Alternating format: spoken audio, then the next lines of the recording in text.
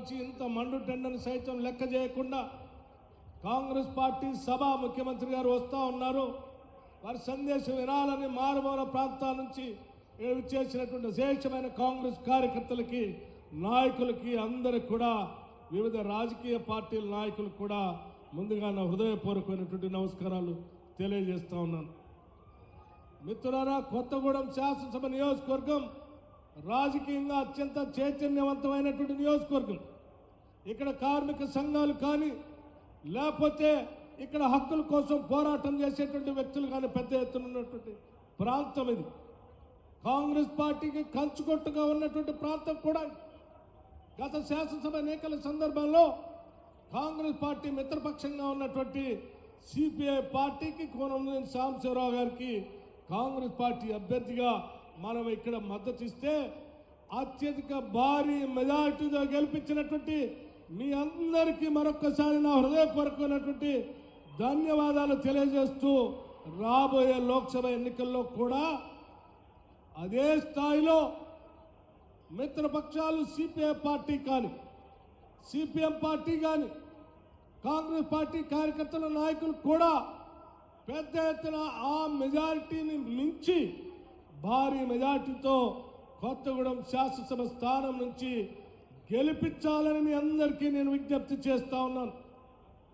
మిత్రులారా, మీ అందరికీ కొత్తగూడెం శాసనసభ నియోజకవర్గంలో ఉన్నటువంటి అత్యంత విలువైనటువంటి సంపద కేటీపీఎస్ సంబంధించినటువంటి stage 1, stage 2, stage 3, stage 4, stage 5, stage 6, stage 7 కూడా.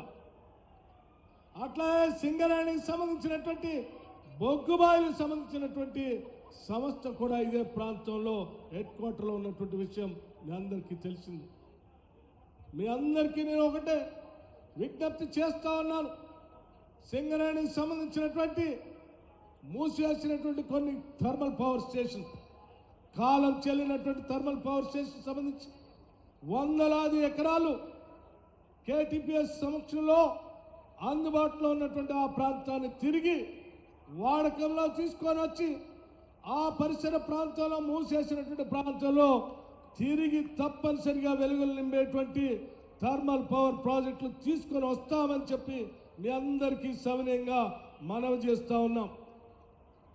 అట్లాగే ఒక పెద్ద మనిషి రాష్ట్ర వ్యాప్తంగా ఎన్నికల్లో పూర్తిగా ఓడిపోయి ఫామ్ హౌస్ పోయి పడుకున్నటువంటి పెద్ద మనిషి తగుదనమ్మా అని చెప్పి ఈ మధ్య కర్ర పట్టుకొని రాష్ట్రం అంతా తిరుగుతూ చెప్తా ఉన్నాడు.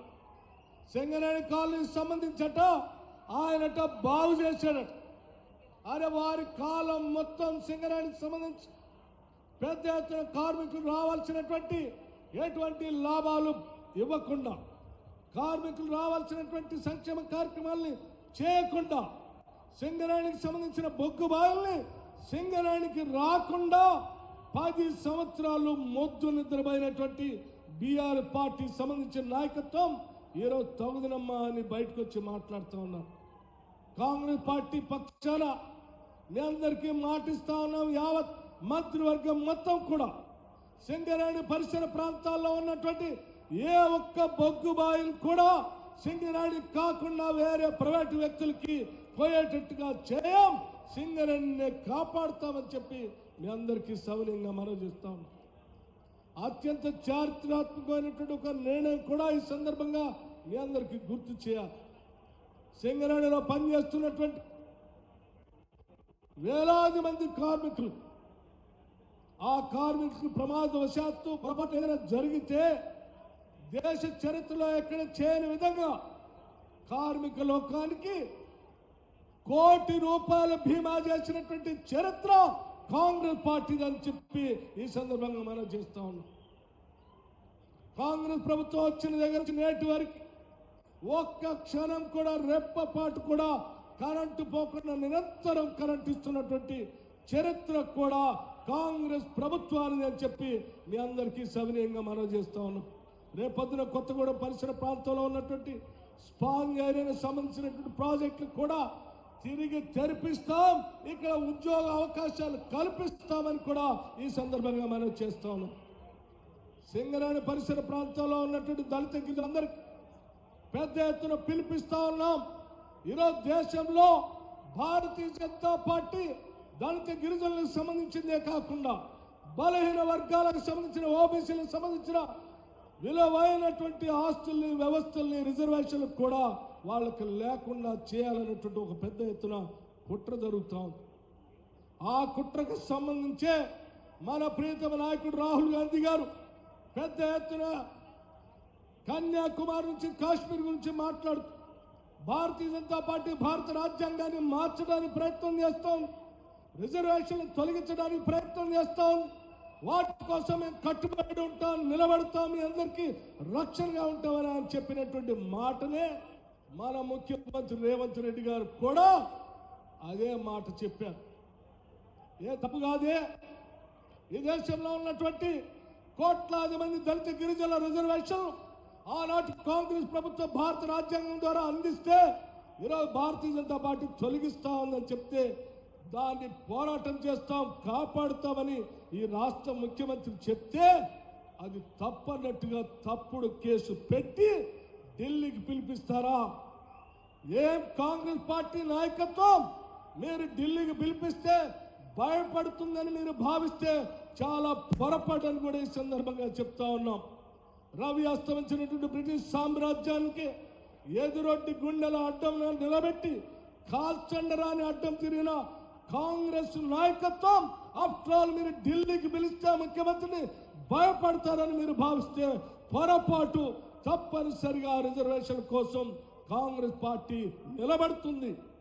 రేవంత్ రెడ్డి గారు చెప్పినటువంటి నినాదాన్ని తప్పనిసరిగా యావత్ కాంగ్రెస్ పార్టీ కట్టుబడి ఉందని కూడా ఈ సందర్భంగా మీ అందరికీ మనవి చేస్తూ ఈ పరిసర ప్రాంతాల్లో ఉన్నటువంటి దళిత గిరిజన సోదరు మహిళలందరికీ కూడా మేము మాటిస్తా ఉన్నాం. రాబోయే 5 సంవత్సరాల్లో సంవత్సరానికి 20,000 లెక్క 1,00,000 కోట్ల రూపాయలు వడ్డీ లేని రుణాల్ని డ్వాక్రా సంఘాలకు ఇచ్చేటువంటి కార్యక్రమాన్ని చేపట్టాం. వచ్చిన నాటి నుంచి అనేక కార్యక్రమాలు చేశాం. ఆర్థిక క్రమశిక్షణతో రాష్ట్రాన్ని ముందుకు తీసుకొని పోతా ఉన్నాం. ఈరోజు రాష్ట్ర ప్రభుత్వం మాట్లాడుతుంది అది ఎట్లేదు ఇది ఎట్లేదు. ఏది ఎట్లేదో ముఖ్యమంత్రి గారు చెప్తారు, ఎప్పటి వరకు చేస్తున్నాం అనేది కూడా స్పష్టంగా మీలాంటి తప్పుడు అబద్ధాలు ప్రచారం చేస్తే చూస్తూ ఊరుకోవడానికి రాష్ట్ర ప్రజలు సిద్ధంగా లేరు. మీరు ఎన్ని అడ్డంకులు పెట్టినా ప్రజలకు మేము ఇచ్చినటువంటి హామీలను అమలు చేసి తీరుతాం.